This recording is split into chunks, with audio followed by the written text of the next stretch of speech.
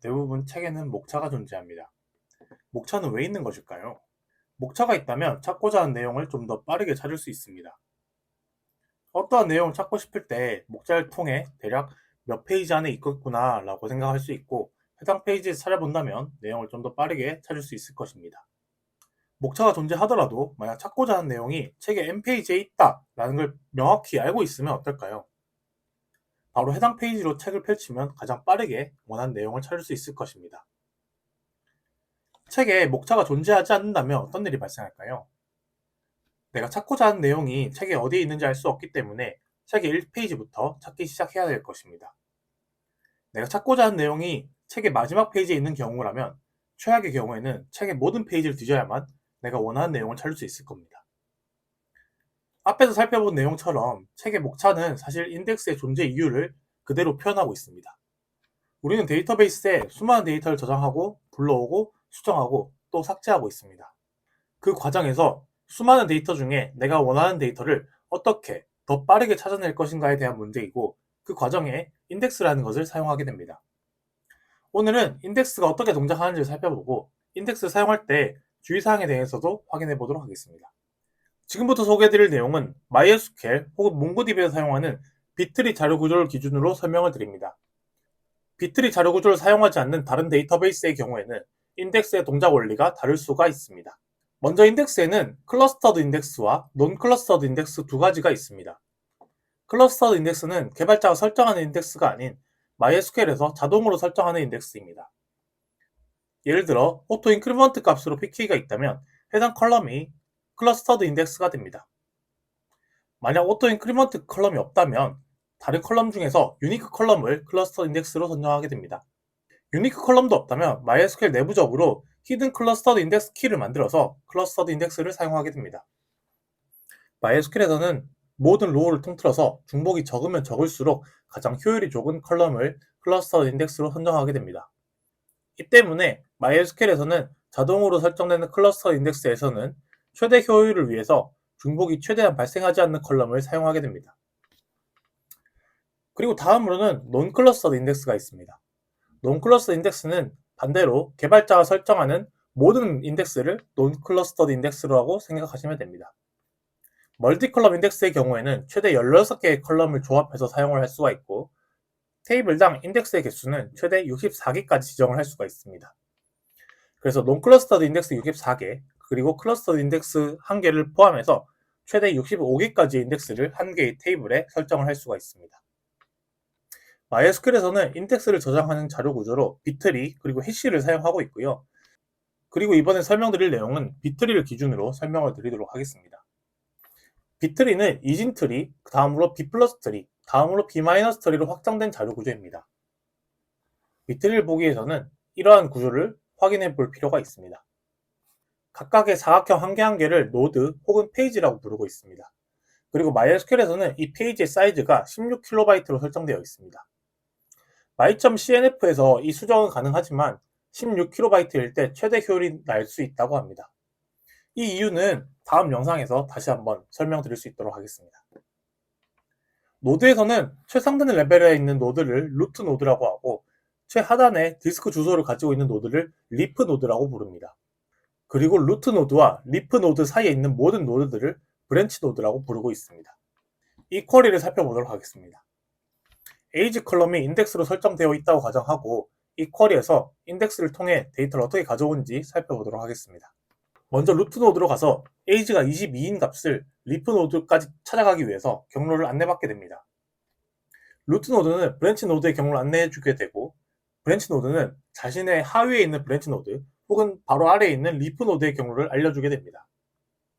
이렇게 해서 루트 노드, 브랜치 노드 혹은 다시 브랜치 노드를 거쳐서 리프 노드까지 도착하게 되면 리프 노드는 본인의 인덱스 주소 그리고 디스크의 주소 값을 가지고 있게 됩니다. 만약에 앞에 봤던 쿼리에서 에이지가 아닌 네임이라는 컬럼까지 조회를 하게 되면 어떻게 될까요? 비트리를 통해서 에이지 값이 22인 것은 이미 알고 있으니 디스크로 접근할 필요가 없었을 겁니다. 하지만 에이지가 아닌 네임을 조회했기 때문에 추가 데이터를 조회하기 위해서 인덱스 테이블을 거쳐서 디스크까지 접근을 해야 합니다. 이때 디스크 IO가 발생하게 되고 H22에 저장되어 있는 디스크 주소 B로 접근하게 됩니다. 그러면 최종적으로 디스크 B에 있는 철수라는 데이터를 가져오게 되고 조회 결과를 보여주게 됩니다. 인덱스로 설정해두면 데이터 양이 많아지면 많아질수록 풀스캔보다 인덱스 스캔이 더 빠르게 됩니다. 간단하게 이 그래프를 통해 살펴볼 수가 있는데요. 이 그래프에서 보면은 특정 시점까지는 풀스캔이 오히려 더 빠르게 됩니다. 그 이유가 뭘까요? 앞에서 살펴보았던 것처럼 인덱스를 통한 검색은 비트리에서 루트 노드를 통해서 리프 노드까지 찾아간 다음에 해당 데이터를 찾기 위해서 또 디스크로 접근을 하게 됩니다. 반면에 풀스캔은 이렇게 노드들을 찾아가는 과정이 없습니다. 디스크를 처음부터 가서 모든 데이터를 다 읽어오게 됩니다. 데이터 양이 많지 않거나 인덱스가 효율적으로 설정되지 않는 경우는 오히려 테이블 풀스캔이 더 빠를 수가 있습니다. 그리고 인덱스 풀스캔이 실행되는 경우 인덱스 풀스캔의 데이터가 테이블의 모든 데이터 양과 비슷한 경우에도 테이블 풀스캔이 더 빠를 수가 있습니다. 비트리 자료 구조에서 데이터가 삽입되는 과정을 하나씩 살펴보도록 하겠습니다. 앞에서 페이지 사이즈는 16KB라고 설명드렸지만 예제를 살펴보기 위해서 우리는 한 개의 노드는 최대 3개의 데이터를 가질 수 있다고 가정을 해보겠습니다. 데이터를 살펴보기 전에 간단하게 비트리에서 페이지가 오버플로우가 발생했을 때 어떤 일들이 일어나는지 간단히 살펴보고 넘어가도록 하겠습니다. 스텝 1에서 이미 3개의 데이터가 들어있는 페이지에 새로운 데이터인 23이 들어오려고 하고 있습니다. 인덱스는 모든 데이터가 정렬된 상태로 저장되기 때문에 23과 20 혹은 25 사이에 들어가려고 할 것입니다. 그런데 데이터의 개수가 넘치기 때문에 페이지 스플릿 과정이 일어나게 됩니다. 스플릿 과정이 발생하면서 한 개의 데이터가 상위 노드로 올라가게 되고 해당 노드는 리프 노드를 가리키는 페이지 넘버를 저장하게 됩니다. 이 중에서 어떤 데이터가 상위 노드로 올라가게 될까요? 비트리 기준으로는 예제에서 데이터 사이즈가 3인 경우 새로운 데이터가 들어오면 4개가 된 경우 n 나누기 2 플러스 1의 데이터가 먼저 상위로 올라가게 됩니다. 즉, 이 그림에서는 4 나누기 2 플러스 1, 즉 3이 나오게 되고요. 세 번째 데이터이므로 스텝 3처럼 23이 상위로 올라가게 됩니다. 그렇다면 페이지 데이터의 저장 개수가 짝수계라면 어떨까요? 앞에서 설명드렸던 n 나누기 2 플러스 1이 아니라 n 나누기 2의 위치가 데이터 상위 노드로 올라가게 됩니다. 그리고 머지 과정도 있는데요. 페이지의 데이터가 넘칠 경우 페이지가 2로 나눠지는, 즉 스플릿 과정이 일어난다고 앞에 설명드렸습니다. 반대로 3개를 저장할 수 있는 페이지에 1개씩만 저장된 페이지가 많다고 가정을 해보겠습니다. 이런 경우에는 공간 낭비를 줄이기 위해서 MySQL에서는 2개의 페이지를 1개로 병합하는 머지의 동작이 일어나게 됩니다. 지금부터 이러한 과정들을 하나씩 살펴보도록 하겠습니다. 지금부터 10개의 숫자를 비트리 자료 구조에 넣어볼 건데요. 먼저 25라는 숫자를 넣어보겠습니다. 노드에는 총 3개의 데이터를 저장할 수 있고 자리가 매우 널널합니다. 25는 그대로 저장되고 종료되게 됩니다. 다음 숫자인 16을 넣어보는데요. 인덱스는 항상 정렬된 순서로 저장이 되기 때문에 25보다 앞자리에 저장을 되게 됩니다. 그 다음으로 22이 들어오게 되면 16과 25 사이에 저장이 되게 됩니다. 다음으로 23이 들어오게 되는데요. 23을 넣으려고 봤더니 페이지 사이즈가 꽉 차는 상황이 발생했습니다. n 나누기 2 플러스 1에 의해서 세 번째 데이터인 23이 상위 노드로 올라가게 됩니다. 지금과 같은 그림이 만들어지게 될 거고요. 23이 상위 노드로 올라가면서 루트 노드와 리프 노드인 2단계로 나누어지게 됩니다. 19가 저장될 차례인데요. 이제는 루트 노드가 생겼으니 데이터가 바로 저장되지 않습니다. 루트 노드보다 먼저 찾아가서 19를 저장하기 위한 리프 노드를 찾게 됩니다. 먼저 루트 노드 23으로 가서 19가 가야 할 리프 노드의 위치를 확인하게 됩니다. 19는 23보다 작기 때문에 왼쪽의 리프 노드의 위치를 알려주게 됩니다. 그러면 루트 노드의 왼쪽 경로를 따라가서 만나게 된 리프 노드의 19를 저장하게 됩니다. 다음은 17이 들어오는데요. 17을 넣기 위해서 동일하게 루프 노드부터 탐색을 하게 됩니다. 역시 왼쪽에 있는 리프 노드를 따라가게 될 겁니다. 17을 저장하고 보니 페이지가 넘쳐서 스플릿 과정이 일어나게 될 겁니다. 세 번째 자리에 있는 19가 상위 노드로 올라가게 됩니다. 22를 저장하기 위해서 루트 노드를 살펴보면 22는 19와 23에 있는 사이 값입니다. 루트 노드가 알려준 가운데 리프 노드로 가서 22를 저장하게 됩니다. 다음으로 21이 들어오게 되는데요. 21을 저장하기 위해서 루트 노드의 경로를 찾아가게 됩니다. 가운데 리프 노드를 알려주게 될 거고요. 21을 저장하고 나서 역시 이번에도 페이지 사이즈가 넘치게 되어서 스플릿 과정이 다시 한번 일어나게 됩니다. 세 번째 데이터인 23이 상위 노드로 올라가게 될 거고요. 다음 숫자인 18이 들어오게 됩니다. 18을 넣기 위해서 루트 노드를 살펴보면 가장 왼쪽 경로인 리프 노드를 찾아가게 될 겁니다. 저장 공간이 남아있으니 18을 저장하고 그대로 종료하게 됩니다. 마지막으로 15라는 숫자가 들어오게 됩니다. 15인 숫자는 19보다 작기 때문에 가장 왼쪽에 있는 경로를 찾아가게 될 거고요. 15를 저장하고 보니 리프 노드의 스플릿이 필요한 상황이 되었습니다.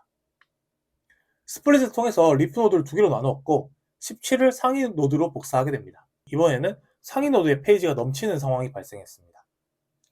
그러면 상위 노드 역시 스플릿 과정이 일어나게 되고요. 여기서 리프 노드와 스플릿의 차이는 상위로 데이터를 저장할 때 중복으로 저장하지 않습니다.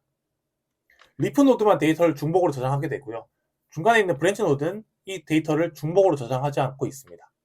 그 이유로는 리프 노드는 모든 데이터 주소와 디스크 주소를 가지고 있는 반면에 비트리에서 루트 노드와 브랜치 노드는 하위 노드의 경로만을 가지고 있습니다.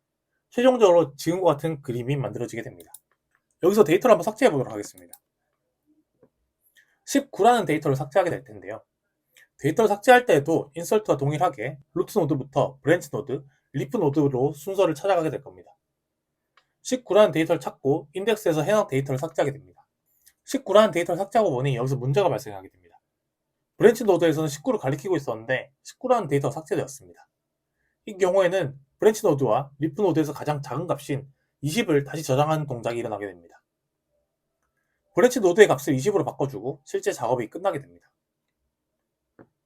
새로운 데이터를 업데이트를 해볼까요? 비트리에서 인설트와 딜리트의 과정을 위에서 살펴봤는데요. 비트리에서는 업데이트라는 명령은 실제로 없습니다. 그러면 업데이트는 어떻게 동작하게 될까요?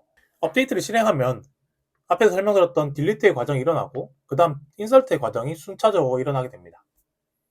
이 과정에서 딜리트를 하면서 페이지에 빈 공간이 많을 경우 두 페이지가 합쳐지는 머지의 과정이 발생할 수가 있고, 앞에서 살펴봤던 것처럼 리프 노드를 가리키고 있는 값이 삭제되는 경우 브랜치 노드가 가리키는 값을 바꿔야 하는 경우도 발생할 수가 있습니다.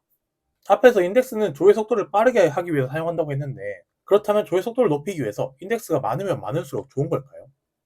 비트리 자료 구조를 앞에서 설명을 드렸는데요. 인덱스 설정에 의해서 셀렉트는 더 빨라질 수가 있겠지만 업데이트, 딜리트, 인설트의 경우에는 더 느려지는 것을 확인할 수가 있었습니다. 그 이유로는 새로운 데이터가 수정되거나 삭제될 때마다 스플릿 혹은 머지의 과정이 추가로 필요하기 때문인데요. 인덱스가 많으면 많을수록 새로운 데이터 한 개가 생겼을 때 인덱스가 한 개면 앞의 과정이 한 번만 실행되겠지만 인덱스가 20개면 이러한 정렬 과정을 20번을 거쳐야 하게 됩니다. 그렇다면 어떤 컬럼에 인덱스 설정하면 좋을까요? MySQL에서 자동으로 설정되는 클러스터 인덱스를 다시 한번 생각해 볼 필요가 있습니다. 앞에서 클러스터 인덱스 설정되는 조건이 중복이 없으면 없을수록 좋다고 설명을 드렸었는데요. 카딜러티가 높은 컬럼이 좋습니다. 즉 데이터의 중복이 적으면 적을수록 좋고요. 디스팅트를 통해서 중복성을 검사한 개수와 카운트를 통해서 조회한 결과가 비슷하면 비슷할수록 인덱스의 효율이 높다고 판단할 수가 있습니다. 인덱스의 손익분기점이라고 표현을 하는데요. 상황에 따라 다르겠지만 보통 전체 데이터의 5에서 10%로 걸러지는 경우에서 인덱스를 사용했을 때 제일 좋은 효율을 낼 수가 있습니다. 이 퍼센트는 데이터가 100만 건 정도일 때의 조건이고요. 그 이상 더 많아진다면 손익분기점은 점점 낮아집니다. 그래서 1000만 건 이상인 테이블에서는 보통 5% 이내로 걸러져야 효율이 좋다고 말할 수가 있습니다. 그리고 20%가 넘어가는 경우에는 앞에서 설명드린 것처럼 오히려 테이블 풀스캔이 더 빠를 수가 있습니다.